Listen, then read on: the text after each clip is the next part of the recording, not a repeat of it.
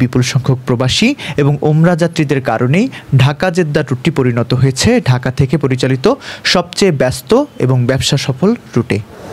লাভজনক এই বাজারে প্রবেশ করেছে ফ্লাইএডিল নামের একটি নতুন এয়ারলাইন্স। ফ্লাইএডিল ৮-১০টা এয়ারলাইন্সের মতো নয়, এটি সৌদি আরবের একটি বাজেট ক্যারিয়ার যা কম খরচের বিমান সংস্থা হিসেবে পরিচিত। বাজেট এয়ারলাইন যুক্ত হওয়ার সবচেয়ে বড় সুবিধা হলো এটি সরাসরি ভাড়ার উপর একটি বড় প্রভাব ফেলবে। প্রতিযোগিতা বাড়ার সাথে সাথে যাত্রীদের জন্য খরচ কমার একটি দারুণ সম্ভাবনা তৈরি হয়েছে। তাই ঢাকা জেদ্দা রুটে নিয়মিত যাত্রীদের জন্য এটি নিঃসন্দেহে একটি বড় সুখবর। এই ফ্লাইএডিল আসলে কারা? নতুন হলেও তাদের পরিচিতি বেশ শক্ত। ফ্লাইএডিল সৌদি আরবের প্রধান জাতীয় বিমান সংস্থা, সৌদি আরবই সহযোগী প্রতিষ্ঠান। 2016 সালের এপ্রিলে প্রতিষ্ঠিত হওয়ার পর 2017 সালের 23 সেপ্টেম্বর তারা প্রথম ফ্লাইট পরিচালনা শুরু করে। জেদ্দার কিং আব্দুল আজিজ আন্তর্জাতিক বিমানবন্দরকে হেডকোয়ার্টার করে তাদের কার্যক্রম পরিচালিত হয়। বর্তমানে জেদ্দা, রিয়াদ এবং দাম্মাম তাদের প্রধান হাব।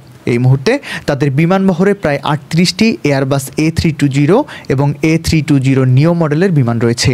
তাদের লক্ষ্য বেশ বড়। 2030 সালের মধ্যে এই সংখ্যা 100তে উন্নীত করার বিশাল পরিকল্পনাও তাদের হাতে।